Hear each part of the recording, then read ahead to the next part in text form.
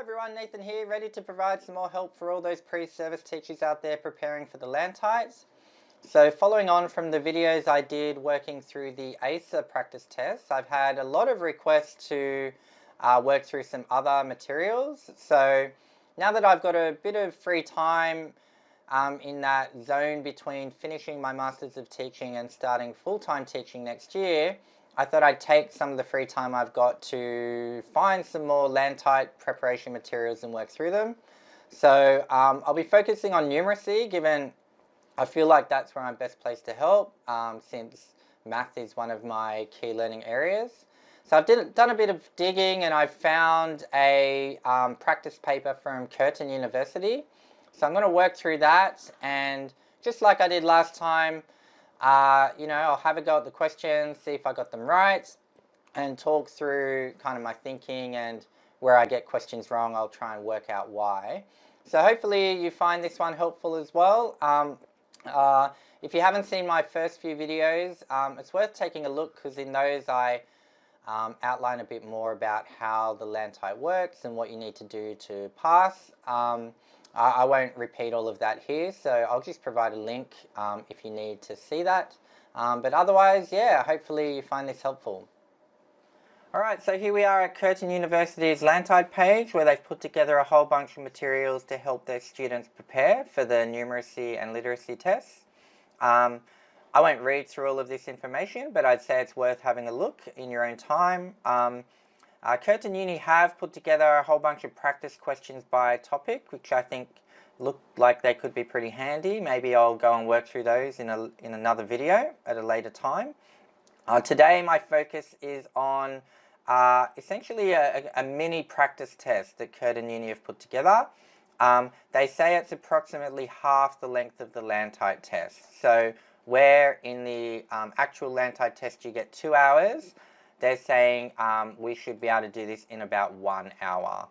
There'll be 26 calculator questions and then 6 non-calculator questions. So just like I did in my first LANTITE video, I'll work through each question one at a time.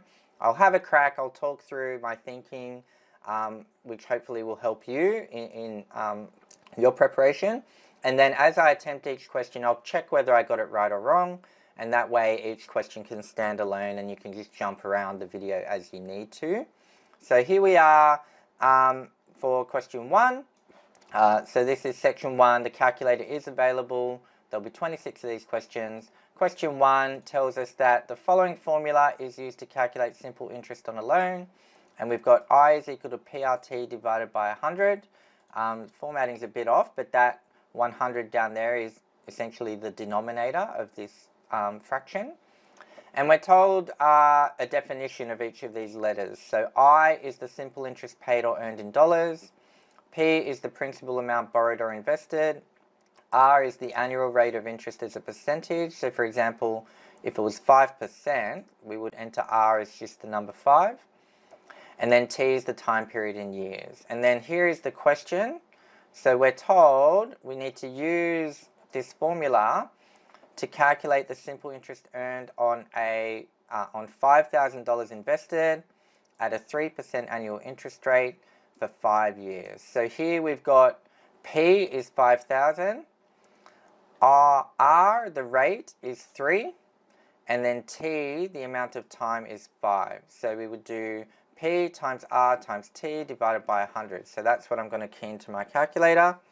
So we'll have 5,000 times 3 times 5 divided by 100, and I think that is 750. So again, before I press next, I'm just going to tab over to a version of this test where I just put in dummy numbers all the way through, simply because the way Curtin Uni have set it up, you don't get to see the solutions until you finish, but because I want to check as I go, I've just put in dummy answers, so we'll be able to flick through and check if we're correct as we go. So here we're being told the answer is 750, and Curtin Uni have also said, if you were to type that to 2 decimal places or 1 decimal place, you'd still be correct. So that's a good start. 750 is the answer. So let's press next. And here we are with question 2. I'll have to scroll down a bit. We've got this image of a thermometer, and we're told the thermometer above shows a temperature of what in degrees Celsius. And we're told here, this symbol here lets us know that this measurement is in degrees Celsius. The measurement of the thermometer is where the red part stops. So we know it's somewhere between 20 and 40. If I look here, this range here is broken up into 1, 2, 3, 4, 5, 6, 7, 8, 9, 10 different tick marks. So if we've got to get from 20 to 40, we've moved 20 degrees, and that's broken up into 10 tick marks. So 20 divided by 10 is 2. So that means each tick mark is worth 2 degrees. So if we go 1, 2, 3, 4, 5, 5 times 2 is 10. To get up to this little halfway point, that's getting us to 30 degrees. Then we get to 32, and then 34. So I would say the measurement here is 34 degrees Celsius. Let's flick over and have a look. 34. Okay, so that is correct. That's, again, good to know. So let's move on to the next question. Scroll down a bit. So we've got this diagram here of average household income, expenditure, and savings. So each, what are these? Ages. So we've got a bunch of age brackets and 3 bars for each age bracket. And we're told with the key that blue is the income, orange is the expenditure, and then grey is the savings. And question 3A, so it looks like this will be a multi-part question. We're told the graph above shows average household income, expenditure, and savings for different age groups. Use it to answer true or false to the following. Household expenditure, so the orange bar, is less for 55 to 64 age group than for the 35 to 44 age group. So let's have a look. So 55 to 64, here's the orange bar. 35 to 44, here's the orange bar. Is this orange bar for 55 to 64 less, or in other words lower? So if I kind of come over, that does not look like it's true. The 55 to 64 orange bar is more than the 35 to 44. So here's a good one where you really need to be quite careful, because there's almost like a double negative here. We're saying it's false because it's not less, it's more. So let's have a look, double check. So for question 3A, false is correct. Okay, excellent. So 3B, same graph. So we know the graph, what the graph shows. So this question is the proportion of income as an expenditure. The proportion of income as expenditure is greatest for the 15 to 24 age group. Okay, so I think the proportion of income as expenditure, what that's asking us to do is compare how close is the orange bar to the blue bar for each of our age groups. The closer it is, means the greater the proportion of income as expenditure. How much of my income gets eaten up as expenditure? Well, more and more of it is eaten up as this orange bar gets closer to the blue bar.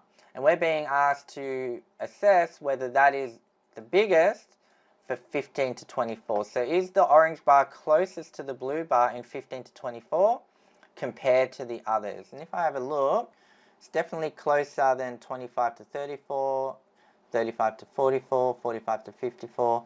So I think it's very clear that it's closer in these age brackets. 65, again, is pretty close, but I think 15 to 24 looks closer. So I'm going to say that's true. So let's have a look and see if that's true. True. Okay, great. Let's keep moving along. Same graph. The age group with the lowest income, expenditure, and savings is the 65 age group. So I think we're looking at each bar one at a time and asking, does the 65 plus age group have the lowest blue compared to all the other blues, the lowest orange compared to all the other oranges, and the lowest grey compared to all the other greys. Now, the blue clearly is the lowest, the orange is the lowest, but that grey for 65 plus looks bigger than the grey for 15 to 24. So I'm actually going to say that's false, because whilst it's true for income and expenditure, it's not true for savings, and the claim here is that it's true for all three. And if it's not true for all three, then the claim is false. So let's have a look. Is 3C false? False. Okay, great. Okay, let's move on. Okay, now we've got a new artifact to look at. Question 4. The table above shows photocopying and laminating costs. Sarah wishes to photocopy 10 single-sided black and white pages, photocopy 5 single-sided color pages, and then laminate 2 A4 pages. What's the total cost? So here we're just, for each of these dot points, we work out the cost using the table, and then we'll add it all up, and hopefully that gets us the answer. So 10 single-sided black and white. So black and white, 11 cents per side. And I guess the presumption is, we're not told, but you'd assume it must be A4. Because I guess black and white, A4 is the only option. So 10 pages at 11 cents. So that's 10 times 0.11. 11 cents is $0.11. And then 5 single-sided color. So they're 30 cents each. So that would be plus 5 times 0.3. And then laminating 2 A4 pages. So we're looking at the A4, and it's $1.20 per sheet. So plus 2 times 1.2 for $1.20. I add all that up and I get $5. So let's go have a look. Question 4 is $5. Okay, nice. Alright, question 5A, so another multi-part question. We've got this diagram here. I wonder if I press that plus, yeah, we can zoom in, because that's probably going to be necessary. It's a bit hard to see when it's so small. So we're told the map above shows part of the Curtin Bentley campus. Use it to answer true or false to the following. Building 204 is to the north of Building 202. And here we're told that this direction, so moving up, is north. So is Building 204 higher than Building 202 in this map? So where's Building 204? 204 is here. 202 is here. To get from 202 to 204, we're going up. So that means Building 204 is north. So let's go have a look at that. Question 5A is true. Okay, that's good. Let's go next. We'll zoom in again. When walking from building 211 to building 309, the creative quarter is on the left. So we start at building 2011 because we're walking from building 211. Where is that? Okay, here's building 211. We're walking from there to 309. 309 is over here. So we're going to be walking, I'd kind of guess, along the Rob Riley walk. And we're asking, is the creative quarter on the left? Now, where is the creative quarter? Oh, the creative quarter is here. Now, I guess there's an assumption here that you're going to be a rational person and like walk, you know, in an efficient manner. Because I guess if you came down and like walked the long way around, you could get to building 309 with the creative quarter on the left. But if you're going to do it like somewhat efficiently, you'd probably come up to the Rob Riley walk, and if you're walking in this direction towards building 309, the creative quarter would be on your right hand side. So I think that's false for 5B. Let's go take a look. Yes, false. Okay. So let's keep going. 5C. Let's zoom in again. Building 215 is approximately 100 meters long. Now, how can we work out the length? We're given Okay, a grid square is 75 by 75 meters. So here's a square in the grid, and we're told that's 75 by 75. So if building 215 is bigger, like kind of a bit bigger than the grid, maybe we're getting close to 100 meters. So let's have a look. Building 215, where are you? Oh, there it is. Building 215 is nowhere near taking up a whole grid square. So it's not even close to being 75 meters long. So therefore it's not close to being 100 meters long. So I'm going to say that's false. 5C is false. Okay, that's good. Next. Okay, we're on to a new piece of information. Let's press plus again and zoom in a bit. Question 6. A rectangle with a perimeter of 50 centimeters has a section removed as shown above. What is the perimeter of the new shape? Okay, so the rectangle, the perimeter, the first thing to note is the length of the outside of the shape. So what we're being told is that if I was to add up the length of all of these lines, they would add up to 50 centimeters. Now we're being told that actually we've got a new shape, because now instead of it just being a straight line, it goes across and then down, across, up, and then across. Now the first thing to note is the left line, the bottom line, and the right line, the length of those is unchanged. Now the trick to this question is actually the length of this part plus this 3 centimeters plus the length of this top part, even though I don't know these individual lengths, I know that they all are the same as this line here. So I actually know that the left line plus the bottom line plus the right line plus this and the 3 and this is equal to 50. So the perimeter of this new shape will be the 50 centimeters plus the length of this down line and this down line, each of which are 2 centimeters. So 50 plus 2 plus 2 is 54. And I think that's the answer, because we've already catered for this 3 centimeters in saying that that's the length of effectively this top line. So it's really just an extra 4 centimeters. So I think it's 54. A little bit of a tricky one there. Let's go have a look. Question 6, 54 centimeters. Okay, there we go. Let's press next. Okay, question 7. A school excursion is scheduled for Thursday, but it will be cancelled if it is raining. The Bureau of Meteorology predicts a 40% chance of rain. What is the probability that the excursion will not be cancelled? So if it's raining, it will be cancelled. The probability it's cancelled is 40%. So that means the probability that it's not cancelled is 1 minus 40%, or 100% minus 40%.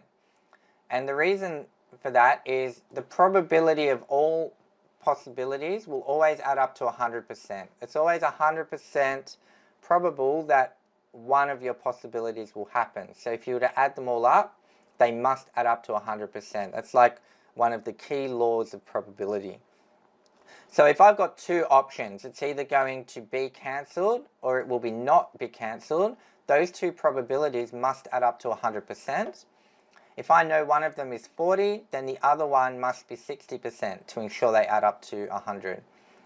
Now, 60% is not one of the options here.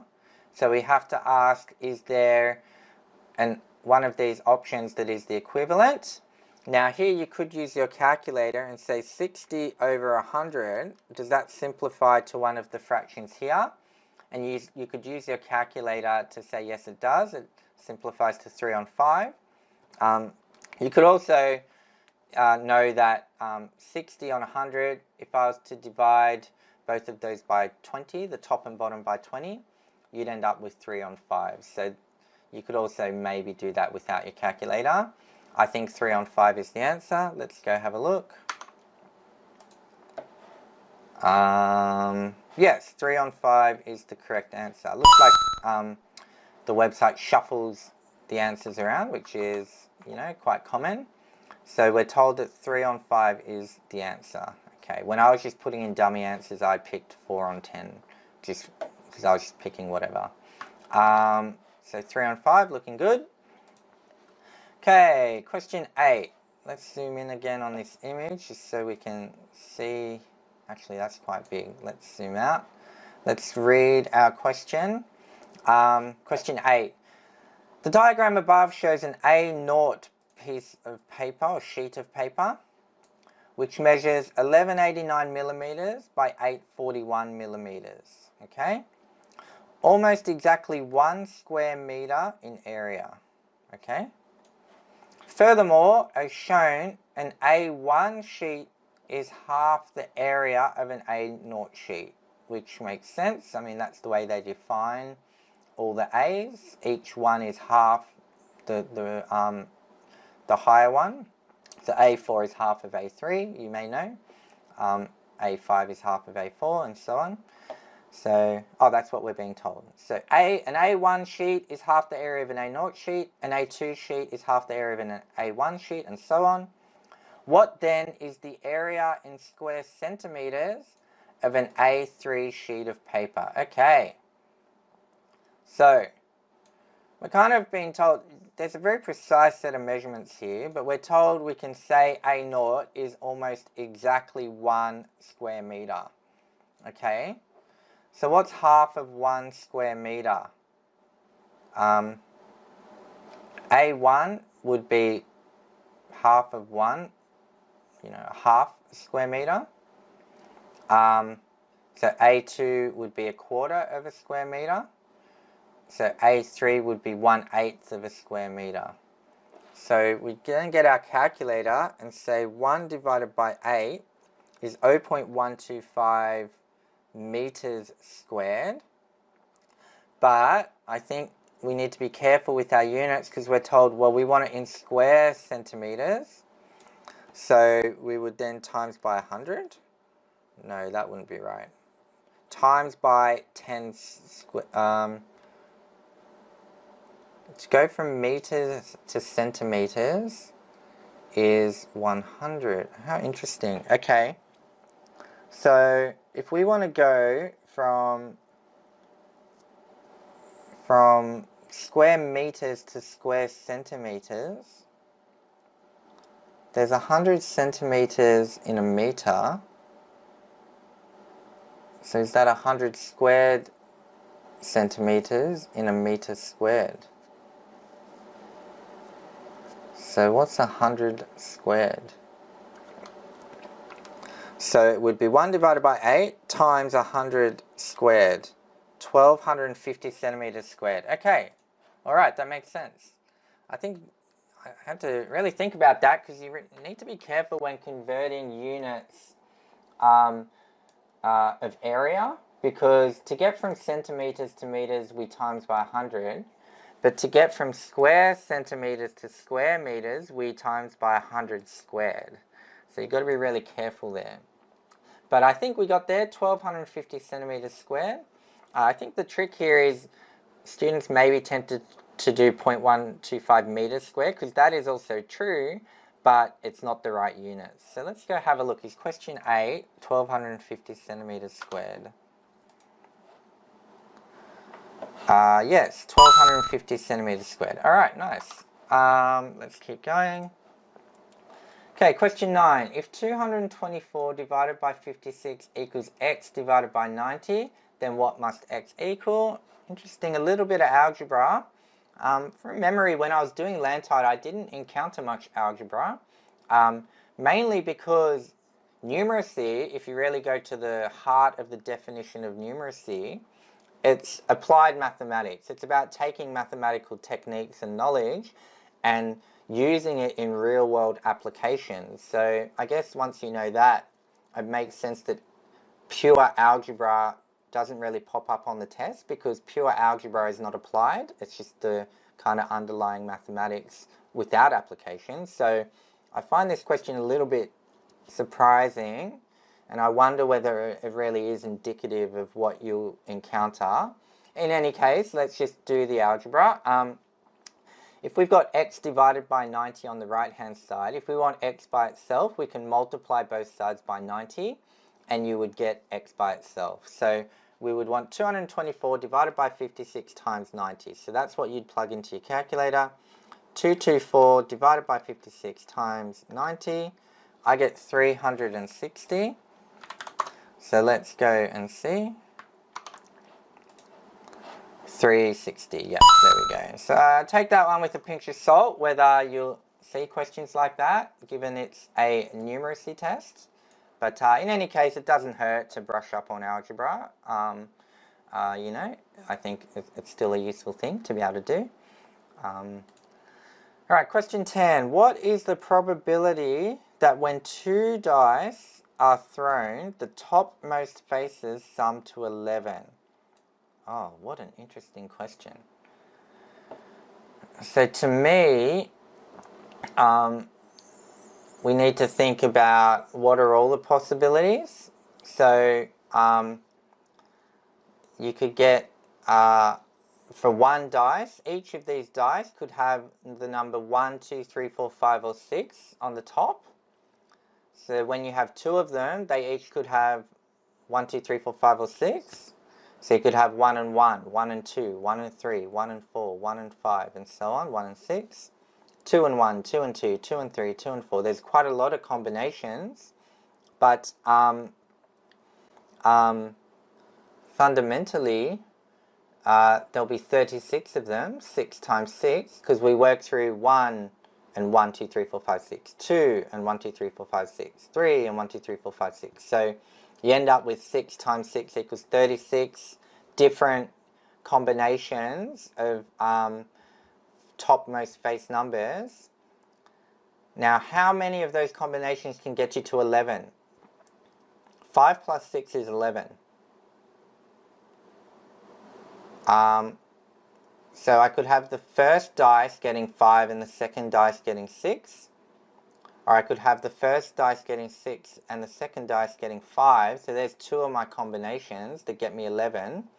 I don't think there's any other combination of 1, 2, 3, 4, 5, or 6 to get you 11. 7 and 4 will get you 11, but there's no 7. So I think it's 2 on 36, which is, if you can put that into your calculator to simplify, but 2 on 36 simplifies to 1 on 18 because you divide the numerator and denominator by 2. So I actually think that's 1 on 18. That's a fairly tricky probability question. Again, I don't remember anything that heavy duty when I did the LANTITE, although it's been nearly 2 years, so my memory is a bit rusty. But let's have a look. Question 10. The answer is 1 on 18. Okay, there we go. Alright, question 11. A machine in a supermarket is set to cut slices 2.6 millimeters thick from a piece of salami that is 33.8 centimeters long. How many slices can be cut? Okay, so interesting. They use the word long here for the salami. Really, you could say it's 33.8 centimeters wide as well. It's a tricky one in terms of the word, but basically we've got 33.8 centimeters worth of salami, and we're going to be cutting it up very thinly, each slice being 2.6 millimeters. It's really dividing one number by the other, but again, with most things on LANTITE, you just need to be so careful, especially with units, because if we've got 33.8 centimeters and there's 10 millimeters per centimeter, we've got 33.8 times 10 equals 338 millimeters, and we divide that by 2.6 for each slice, and you get 130 slices, I think, is what we'll get. Let's go have a look. The answer is 130. Yeah, okay, nice. Okay, question 12. What is the volume of the L-shaped rectangular structure shown above? Again, verging slightly on... No, volume is an application of math, so I'd say that's numeracy. I think to get this volume, even though it looks like a tricky shape, we can break it into two parts. One rectangular structure plus another rectangular structure. I mean, we could call this a rectangular prism or even a square prism, depending on which face you want to focus on. But the formula for the volume of these kind of shapes is the length times the height times the width. And so we just need to know what is the length times height times width of each. So I'd say this bottom part would be 22 times, what's the height of that? Height of that, whatever that is, times 4. Now the way we can work out the height of this part here is to take this total height minus the 10. So 16 minus 10 must be 6. So it will be 22 times 6 times 4. And then for this part here, it would be 10 times 4 times this length, which would be 22 minus 14 equals 8. So it will be 10 times 4 times 8.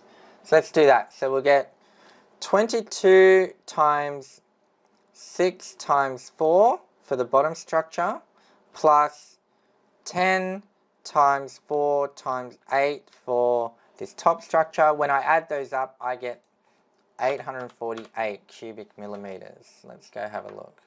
Question 12. 848. Okay, nice. A number is multiplied by 30 and 27 added on. If the answer is 507, what is the number? We're back into some algebra here. So here you typically take the thing you're looking for, the number, and call it a letter, something like x. X is kind of just the placeholder. And then we can work out, well, what must x be? So we know 30x plus 27 equals 507. So we minus 27 from both sides and then divide both sides by 30 to get x by itself. So 507 minus 27, and then that answer divided by 30 gets you 16. So I might just break that up just in case algebra is not your strong point. So we're going to have 507 minus 27 equals 480. And then 480 divided by 30 equals 16. So I think the answer is 16.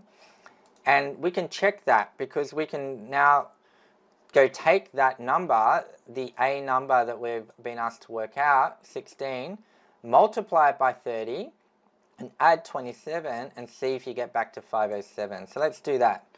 16 times 30 equals 480, plus 27 equals 507. So that's a neat way to check if you're a bit uncomfortable with algebra.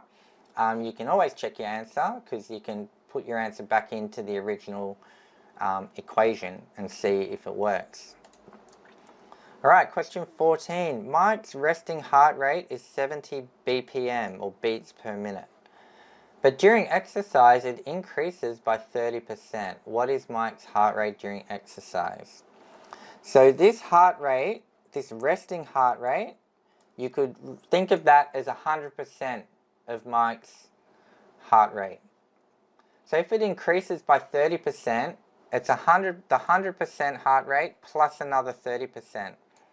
Now 130%, if we want to find 130% of something, we multiply by 130%. The percent symbol you can think of as being per 100. So 130% is 130 divided by 100, or 1.3. So we need to take that 70 and multiply it by 1.3, and that will be our answer. So 70 times 1.3, you'd use your calculator here, and that would be 91. So let's go have a look. Is question 14 91? Oh, wait a minute. Oh, I forgot to check question 13 because I guess we checked it ourselves. But the answer is 16. So that's good to know. I was pretty confident there because we checked it ourselves. But is the answer to question 1491? Yes, it is. Okay, there we go. All right, back on track there. Question 15. A raffle contains tickets numbered from 1 to 30. Of which one is drawn at random. What is the probability that the number of the ticket drawn is not a multiple of 4 or 5? Alright, so I guess step 1 is what are all the multiples of 4 or 5 in the numbers 1 to 30? And we need to count those up. So here it probably helps, let's just start at 4 and keep counting. So we've got 4, 8, 12, 16, 20, 24, 28. So I count 7 numbers there that are a multiple of 4 between 1 and 30. Now let's do the same thing with 5. So we have 5, 10, 15, 20, 25, 30. So I count 6 numbers that are multiples of 5. So 7 plus 6 is 13. So there are 13 possible number or tickets that we can draw that are a multiple of 4 or 5. So that means there must be 30 minus 13 or 17 that aren't a multiple of 4 or 5. So I think the answer is 17 on 30. And the problem is that's not any of our options. So I must have made a mistake, unless I've just counted wrong. Let's count again. So 4, 8, 12, 16, 24, 28, that's 7. 5, 10, 15, 20, 25, 30, that's 6. 7 plus 6 is 13. Wait a minute. 30 minus 13 is 17, yeah. So I'm getting 17 on 30 would be not a multiple of 4 or 5.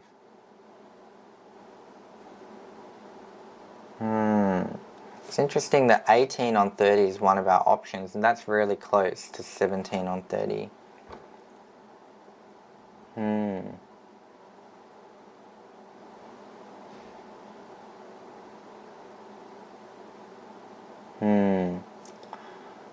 What would I do if I was really in the test right now?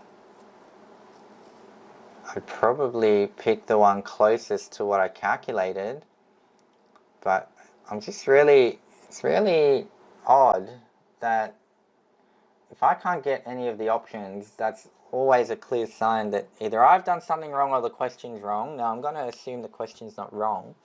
So I've got 1 to 30. If there's 1 to 30, there's not 30 tickets, there's 31. Because if I count that 1, 2, 3, 4, 5, 6, 7, 8, 9, 10, 11, 12, 13, 14, 15, 16, 17, 18, 19, 20, 21, 22, 23, 24, 25, 26, 27, 28, 29, 30. Wait, is that 31 tickets? No, it's 30 tickets. Very interesting. See, if there were 31 tickets, then it would be spot on. And it makes me wonder. Got 1 and 2 and 3 and 4 and 5. Yeah, no, there's 30 tickets. Not a multiple of 4 or 5.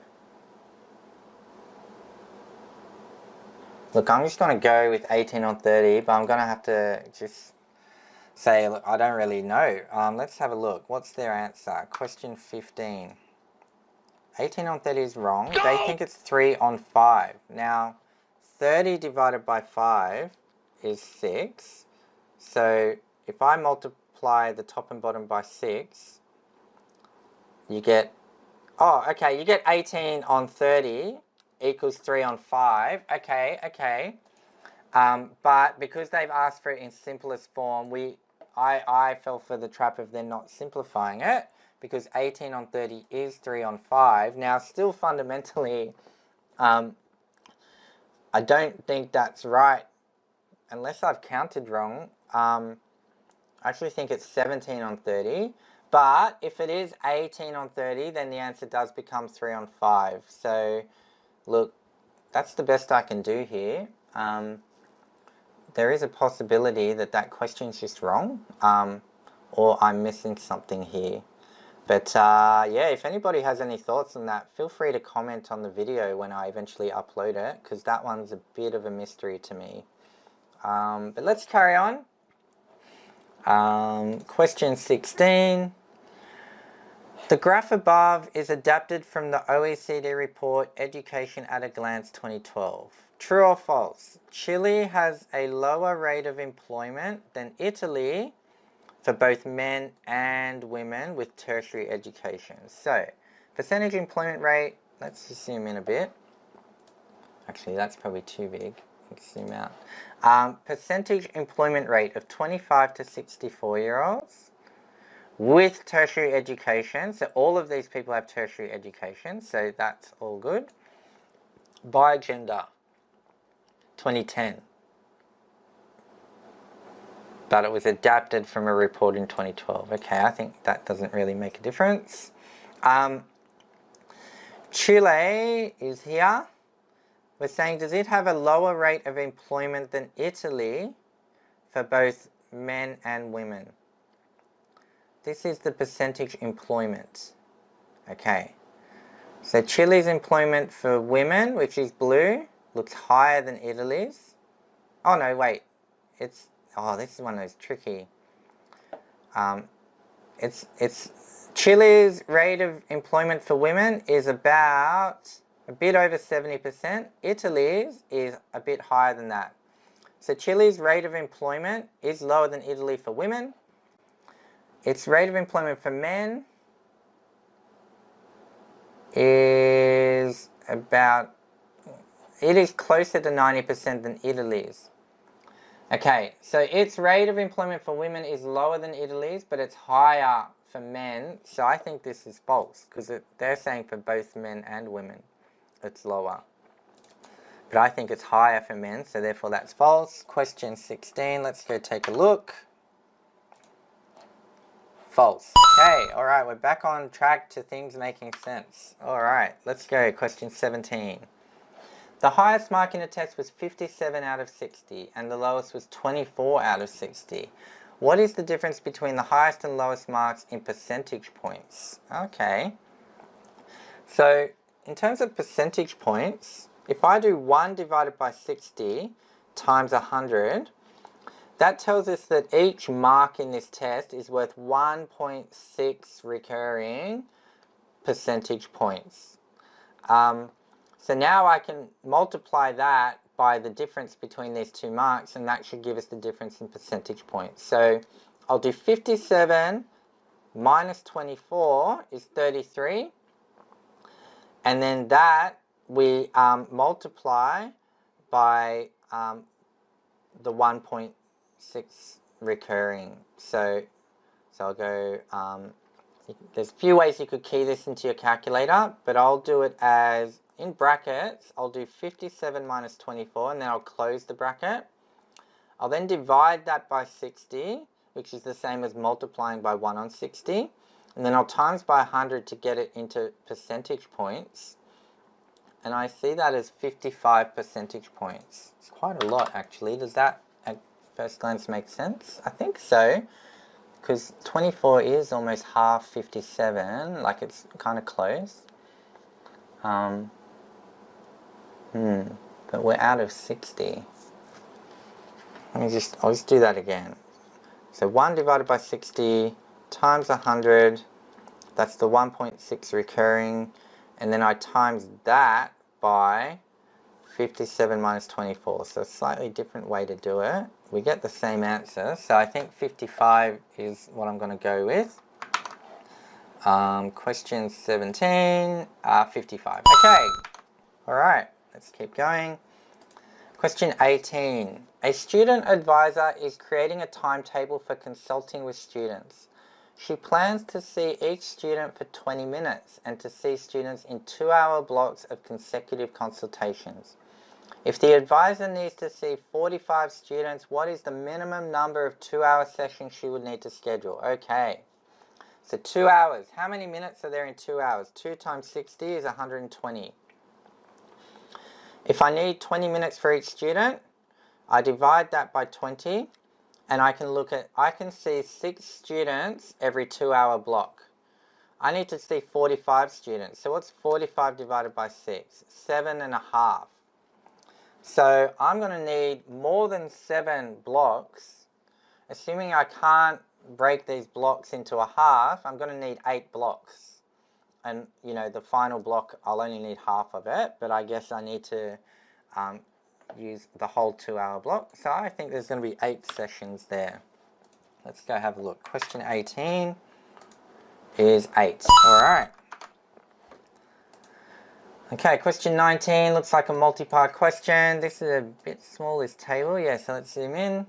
Okay, the results of a survey administered to 200 people and regarding mode of transport to work are displayed in the two-way table above. Now, two-way table is a bit of an tautology because, you know, two-way table just means it's got 2 directions, going down and going across. I mean, show me a table that doesn't. Oh, I guess you could have one-way tables. Look, anyway, it's two-way table. What it means is that we've got rows and columns. True or false? 6.25% of people who ride their bike to work are female. Alright, so this of people means we need to know how many people there are. Well, there's 200. How many of those 200 people ride their bike to work and are female? So, ride our bike to work and a female, that's 5. So what's 5 divided by 200 as a percentage? To do that in our calculator, we do 5 divided by 200, and then we times by 100 to get it as a percentage. I'm calculating 2.5%. That is not 6.25, so I'm going to say that's false. So question 19A is false. Okay. Let's go to 19B. Zoom in on the table again. Same information. True or false? The percentage of males who take public transport to work is less than the percentage of females who take their car to work. Well, we'll need to calculate each percentage and then compare them. Percentage of males who take public transport, so that's going to be 61 divided by 200 times 100, that's 30.5%. So is that less than the females who take their car? So that's going to be 43 divided by 200 times 100, 21.5%. Is 30.5 less than 21.5? I don't think so. So let's say false. Have I got that direction right?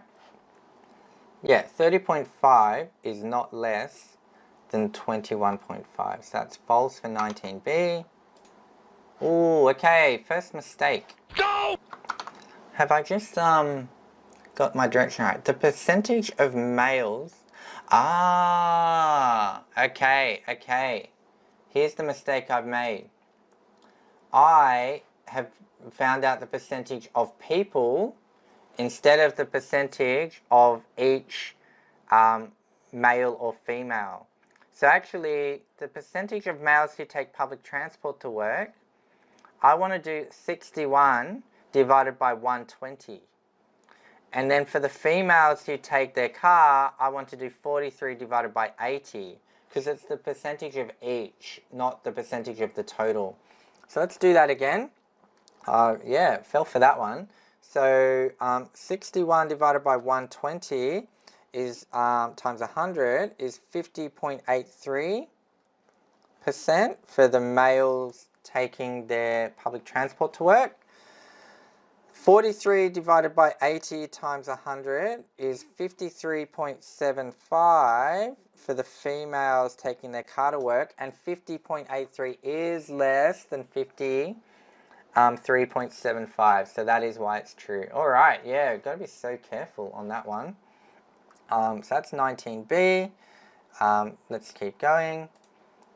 Okay, question 20. A bedroom wall is 3 meters wide and 2.8 meters high. If it is going to be covered in wallpaper at a cost of $25 per square meter, how much will the wallpaper cost? Alright, so there's 2 steps. First, we work out the area of the wall, and then we multiply it by $25 per square meter. Now, because each of these measurements are in meters, when we multiply them, our result will be in square meters, so we won't need to worry about doing any conversions. So step 1, let's calculate the area. The area is basically the width times the height, the two dimensions of the wall. So 3 times 2.8 is 8.4 meters squared. And then we times that by 25, and I get that to be $210. Now, have I fallen for any tricks? Let's go have a look. Question 20. $210. Okay, all right, back on track. Question 21. The Roman Empire period of ancient Rome lasted from 27 BC until 476 AD, inclusive of both years. Given that the year 1 AD follows the year 1 BC, or in other words, there's no year 0, how many years did the Roman Empire last for? Now, this one is tricky because you've got to take account of the inclusivity and the fact there's no year 0. So I'll try not to make a mistake here, but it's highly likely I will. But let's say there are 27 years here to get from 27 up to, I guess, 1, because we're not counting to 0. So let's go. So we've got year 27, year 26, year 25, year 24, year 23, year 22, year 21, year 20, 19, 18, 17, 16, 15, 14, 13, 12, 11, 10, 9, 8, 7, 6, 5, 4, 3, 2, 1. Yeah, so I just had to check that counting on my fingers, but to get from 27 BC to 1 BC inclusive is 27 years. To get from 1 AD to 476 AD inclusive, by the same logic, should be 476 AD. And I'm not going to count that on my fingers because that'll take too long. But it's the same idea. So I think, and I highly suspect I might be wrong, but I think this is as simple as 27 plus 476 equals 503 years. Let's have a look. So question 21. Okay, 503. All right. So I guess the trick was maybe you add 1 because you don't pay attention to the fact 1 AD follows 1 BC. Maybe that's the mistake. But yeah, hopefully you followed along with my logic and it makes sense why it's 503. Okay, we're on the home stretch now for the calculator section. Question 22. At Mary and Robert's wedding, 42 of the guests were Mary's family. If this accounted for 30% of the total guests, how many guests were there altogether? All right, so we've got some number, the total number of guests, which maybe I'll call X again. X times 30% is equal to 42. Because we know that 30% of X equals 42. So if I want to get X by itself, I need to divide both sides of my equation by 30%. Now, let's do that. So we'll get 42 divided by 30%, but noting 30% is 30 divided by 100 equals 0.3. So it's 42 divided by 0.3 gets us 140. Now, it's one of the options, which gives you some comfort, but again, hopefully I haven't made a mistake. Let's go have a look. Question 22 is 140. Okay, and I got that one right by pure luck when I was doing the dummy run. Okay, question 23. Is this graph going to be too big? Yeah, let's just leave it at normal size. The graph above shows how much calcium children need each day. If Hannah is 3 years old and Luke is 10 months old, how much less calcium does Luke need each day compared to Hannah? Okay, 10 months old is less than 1 year.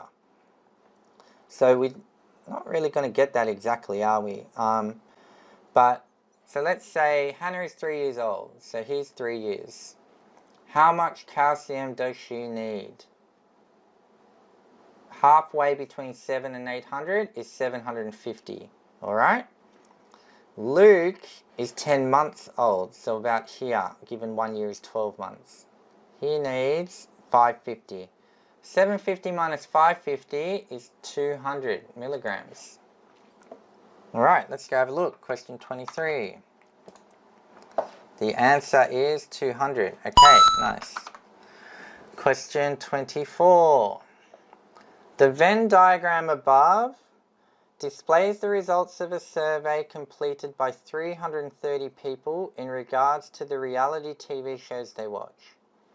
Given that 160 participants stated that they watched The Bachelor, what are the number of participants who watch My Kitchen Rules and Survivor, but not The Bachelor? Alright, so maybe I'll zoom in, see if it's... Okay, so we can kind of see everything here. Now, what are we concerned with? The number of participants who watch My Kitchen Rules and Survivor. So My Kitchen Rules, this circle, and Survivor, this circle, but not the parts of these circles that intersect with The Bachelor. We don't want these people. So this total circle here for My Kitchen Rules has 58 people, but we don't want the amount of those 58 that also watch The Bachelor. And if I'm reading this correctly, of those 58 people,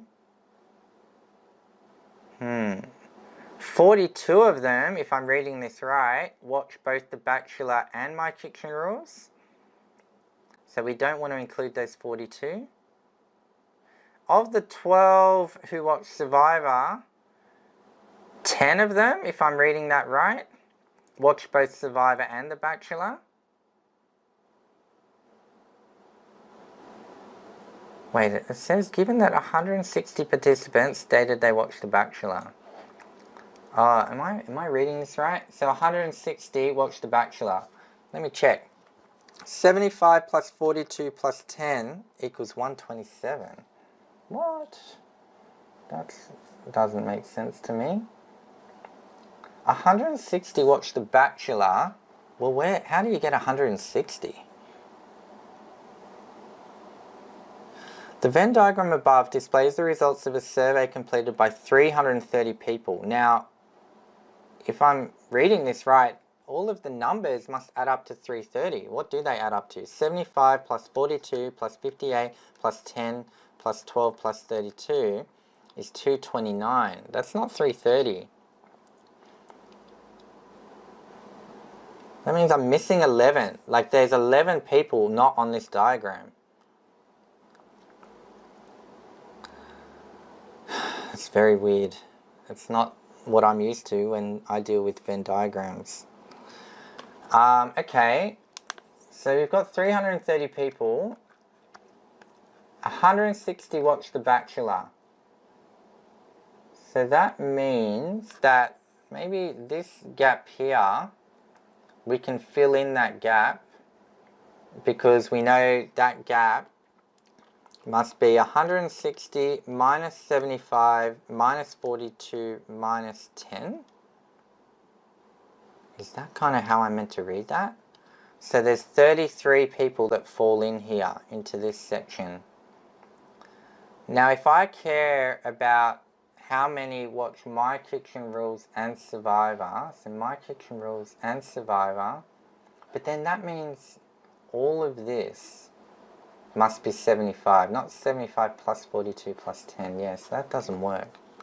Let me start again here. It's a bit tough. What does this even mean? Does this number 42 mean that that section there only is 42? Or does it mean this whole section is 42? I mean, that's probably what it should mean. And then only this little bit here, the intersection of all three, is 10. This one is really tricky. I'm not confident I'm going to get this right, but if I really think about what we got. So, who watches My Kitchen Rules and Survivor? If I'm reading this right, it's 58 and 12 equals 70. Okay, maybe that works. So, maybe the way I can read this is that 75, on this diagram, 75 represents The Bachelor, but we're being told that that means 160. so you kind of need to scale these numbers up. So 160 divided by 75, you need to multiply by 2.13 recurring, where the 3 is recurring. So that's the scale factor. Now, who watches My Kitchen Rules and The Survivor, but not The Bachelor? So it's 58 plus 12, but I want to subtract 42, being this bit in here, and then scale it up. So this 75,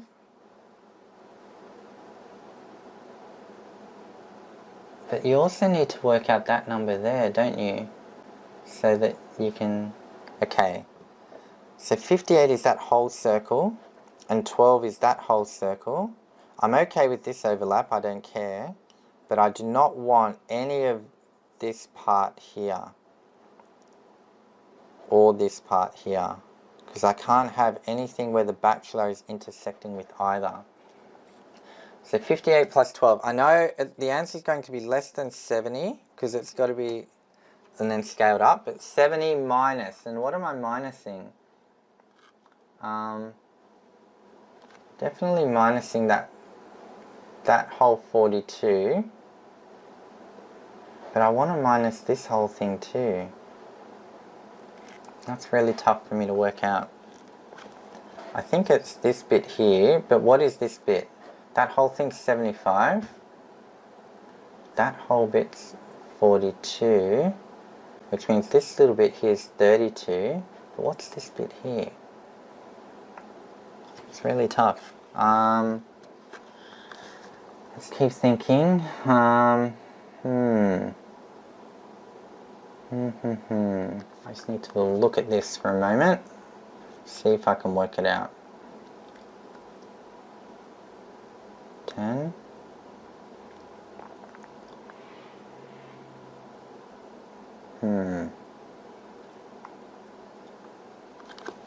What is this? Can I work out this whole section?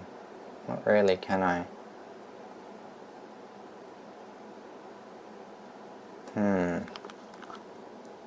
Can I work out this section here? So that's really what I need. The whole thing's 75 minus that. Okay, or maybe that's all it is. So the whole thing is 75, and then minus that is minus 42, which means what's left here is 75 minus 42 is 33. That is what I got before, so that was right.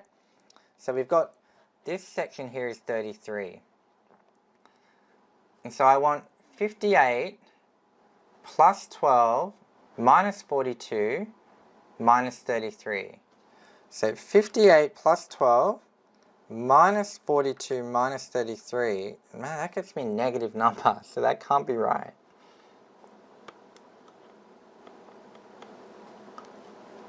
Hmm. 75 minus 42 is 33. So that whole thing's 75. Oh yeah, that can't be 33. That's way too big, because this whole section is 33. But what is this bit here then? How do I work out just that? Well, I know this whole thing is 12. And I know I can subtract that and get 10. So that means 2. But yeah, this diagram is really not to scale at all. Because if that little bit in there is 10, is that what it's trying to say? Or is it saying that this bit here is 10? Maybe that's what it's saying. So if that bit here is 10, so I've got this whole circle as being 12. I take out that bit is 10. What? That means this whole bit left is only 2? Okay, there's got to be a simpler way to do this. I'm really going around in circles. Okay, 160 state they watched The Bachelor. That's going to be my scale factor. How many watched My Kitchen Rules and Survivor? So they're in this circle or this circle, but not this circle. Can't I just go...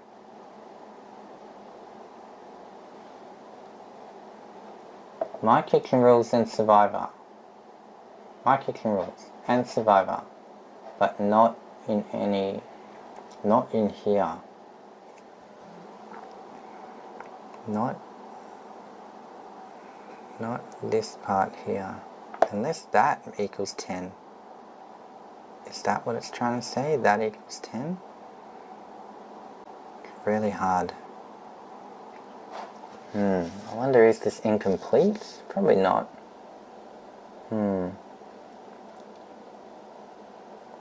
Just the way this is drawn, it really needed some shading to really be unequivocal, I think. I wonder if I minus... Does it look a bit clearer? Not really. Okay, alright, what are we going to do here? I need to do something. I've spent a lot of time on this question. If this was a real test, you would have moved on long ago. You would have just kind of said, you know what? No dice on this one, let's move on. But here, because I'm really just trying to work out how you would do this, it's not jumping out at me. I'm kind of confused by the layout of this Venn diagram and where all the overlaps are and what the numbers are. But fundamentally, I want this part, what I've just outlined there. If I could shade that in, that's what I want. Now I know this whole circle is 75. So it's almost like, can I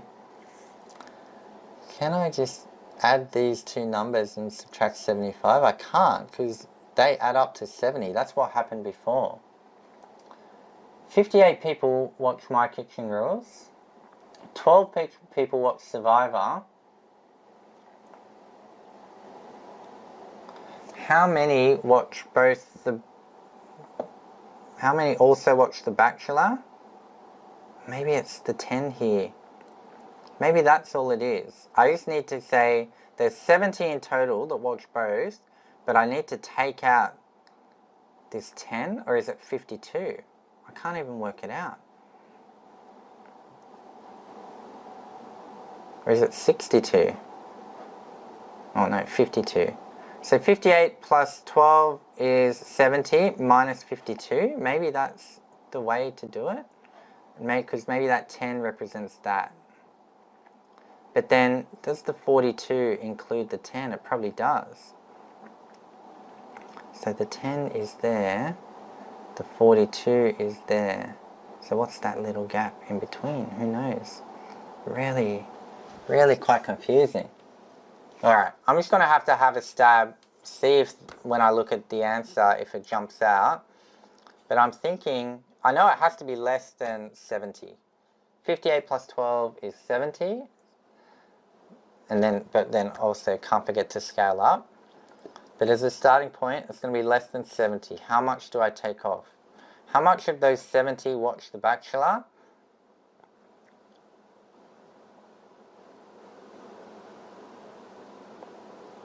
(42) plus 10. I mean, let's just assume it's 52.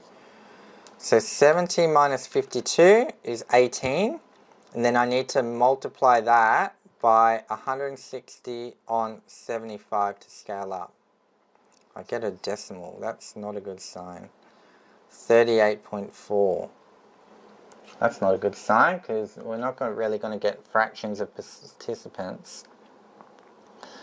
160 state they watched The Bachelor. So 160, 75 times what equals 160? Yeah, 2.133333. Really weird. 58 plus 12 is 70. Minus 52 is 18. So 160 divided by 75 times 18, 38.4. Look, I don't know. I'm just going to call it 38.4, even though it makes no sense to have a percentage of a participant. Let's go look at the answer. So question 24. 68 participants. No! Watch My Kitchen Rules and Survivor, but not The Bachelor.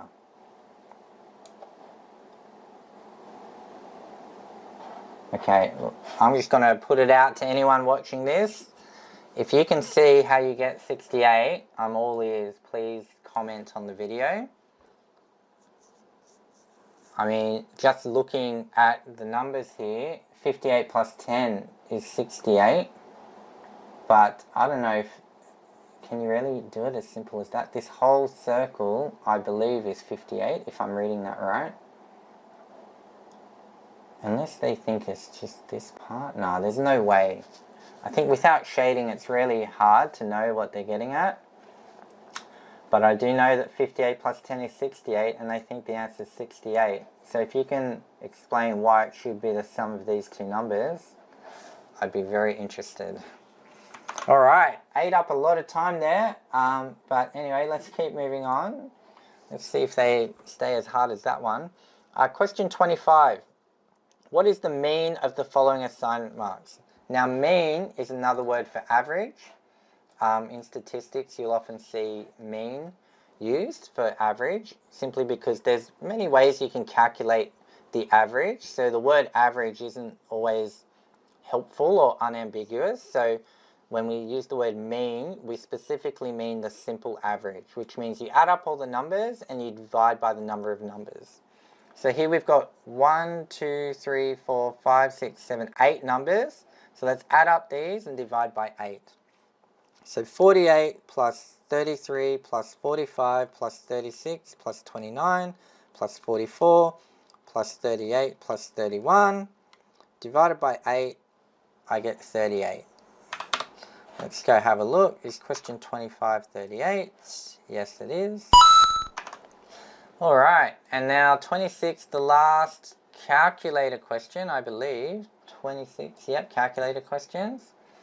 Alright, given that a cube with dimensions 10 by 10 by 10 holds 1 liter of liquid, how much would the container above hold? Okay, so it's a bit of a conversion with cubic centimeters, so that's going to be, we need to be careful here. But if I look at the volume in centimeters cubed, or cubic centimeters, we have 35 times 15 times 20 is 10,500 cubic centimeters.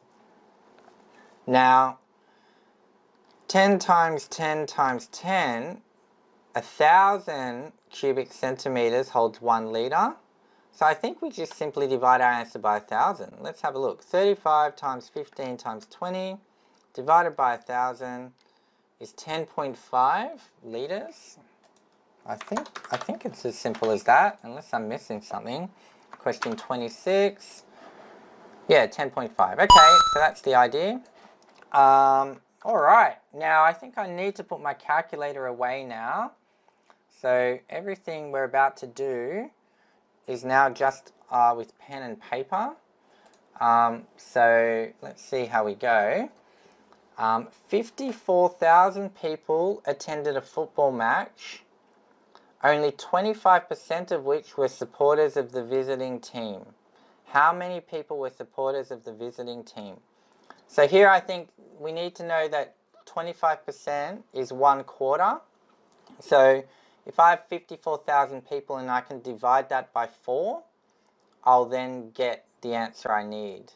So 54,000 divided by 4, I could start by just doing 54 divided by 4. And then maybe that gets me there. Another thing I could do is find 1% and multiply the answer by 25. Maybe that's going to be easier. Because 1%, although that's no, that's probably not going to be easy. I actually think maybe if I find 10% and then multiply by 2.5, that's probably going to be the easiest, because if I, just using my pen and paper, 54,000, 10% of that would be 5,400. Now half of 5,400 is that 2,700? So therefore 2.5 times 5,400 is equal to 5,400 plus 5,400 plus 2,700. So 5,400 plus 5,400 is 10,800 plus 2,700 is going to be 12,800, 13,500, I think. 13,500, and then if I multiply that by 4, do I get 54,000? So 13,000 times 4 is what? 13, 26, 39, 52, and then 500 times 4 is 2. Yeah, so you get back to 54. So I think that's 13,500. Few ways to skin that cat. I decided to go with working out 10%, which is a very easy thing to do, and then multiplying that by 2.5 to get from 10% to 25%. To me, that just seemed like the kind of least troublesome way to go about that. Hopefully that made sense to you, or if you can think of another way that might be even easier, maybe that's possible. Question 28. Of the 2,500,000 Western Australians surveyed in the 2016 census, approximately 8% indicated that their country of birth was England. How many Western Australians were born in England? Another tricky percentage conversion. Now, do we find 1% and multiply by 8? Maybe that's the way to go. Yeah, because what we could do is find 1%, double it to get 2, double it again to get 4, and then double it again to get 8. And hopefully that doubling process isn't too bad. So 1% of 2.5 million means we cut off 2 zeros. So that would leave us with 25,000, or 25,000. Okay, so 1% is 25,000. 2% is 50,000. Double it again to get 4% is 100,000. Double it again is 200,000. So I'm thinking this is 200,000, but I'll check this just to make sure I haven't made a mistake. I want 1% of 2.5 million, which means I cut off the 2 zeros and I'm looking just here. So that's 25,000 for 1%. Double it to give me 2% is 50,000. Double it again to give me 4%, that's 100,000. Double it again to give me 8%, that's 200,000. Okay, let's go have a look. Question 28. Oh, I forgot to check this. 13,500 was correct for 27, so that's good. Question 28. The answer is 200,000. Okay, all right. Looking good so far on the non-calculator questions. I do remember often being able to calculate percentages of numbers where the percentages aren't that clean. It did come up on the LANTITE. I do remember those. And what I've done, that kind of idea of finding an easy percentage and then multiplying is, I think, probably the best way to think about it and practice. Okay, so that's 28, 29. Ooh, we'll need to zoom in here. The table above shows the results of men's 100-meter final at the 2016 Olympics. True or false? The runner who finished 4th was in lane 9, Blake. Alright, so here's our lanes. Okay, so does Blake have the 4th quickest time? Or in other words, the 4th smallest time. So I assume Bolt came first, is that right? If I'm remembering that Olympics. Yep, so we got Bolt, 9.81 is first. Who came second? 9.89 is Gatlin. Who came third? 9.91, De Grasse. And then fourth looks like 9.93. Yeah, I think that's right. That looks true. Have I missed any? So first, second, third, fourth. Alright, I'm going with true. Unless I've missed someone, I hope not. So question 29 looks true to me. Yep. Okay, question 30. A box of cereal weighs 720 grams. If Lisa buys a carton containing 10 boxes, how much will it weigh in kilograms?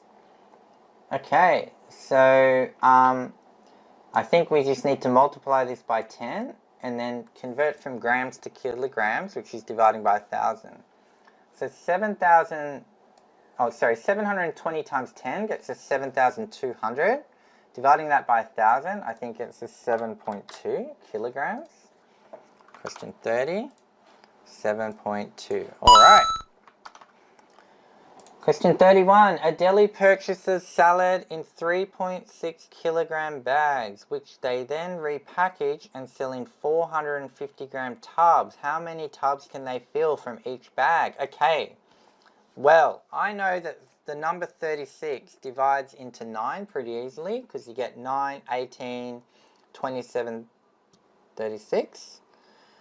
450 gram, we can get to 900 grams by doubling it. So I think that's going to help us here. So I know 2 tubs is 900 grams. Now, how many times is 900 going to 36? 4. So I think it's 2 times 4 is 8. I think there'll be 8 bags. Because we doubled, so we times by 2 to get to 900, then we times by 4 again to get to 3,600 or 3.6 kilograms. So 8. Question 31. 8. Okay. And then question 32. Is that the last question? I think it is. So, final question. If a country has a population of 8.3 million and 2.5 million live in rural areas, then which of the following is the closest approximation to the percentage of the population who don't live in rural areas? So first of all, how many people don't live in rural areas? It's the difference. So 8.3 minus 2.5 is 8.3 minus 2.5 is 5.8. So 5.8 plus 2.5 gets you 8.3. So I have 5.8 million people who don't live in rural areas. The total population is 8.3. So 5.8 divided by 8.3.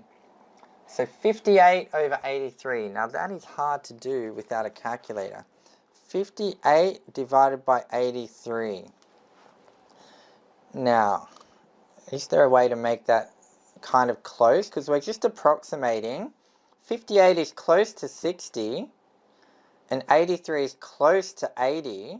So you could kind of get that to be 6 on 8, which is the equivalent of 3 on 4, which is pretty close to 75%. I mean, that is 75%.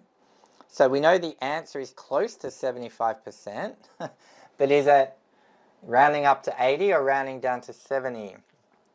Now, how did I get from 58 to 60? I added 2. And how did I get from 83 to 80? I minused 3.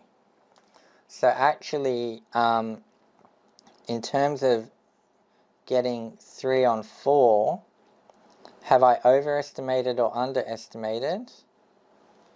I think I have, the percentage will be bigger because I've made my denominator smaller than my numerator. I minus 3. 3 is bigger than 2. So let me just get 70%. It should be bigger than 75. So I actually think we're getting closer to 80 because it should be bigger than 75. I may have got that backwards, but let's have a look. 32. No, not 80. 70. So it looks like I've got that backwards. Go! So I got an answer of 75%. smack bang in the middle of 70 and 80. To get there, I increased my numerator by 2 and decreased my denominator by 3. To get 60 divided by 80. Oh, so maybe one way I can think about that is it's smaller than 60 on 83. Smaller or bigger? Yeah, it's smaller than 60 on 83. And 60 on 83, is that smaller or bigger than 75%? 60 on 83 is smaller than 60 on 80 because I got a bigger denominator. So that's the way to think about it. So 75% is my benchmark. I know the answer is smaller than that because I know the answer 58 on 83 is smaller than 60 on 80. And it's smaller again than 60 on 83. Yeah, okay, 70%.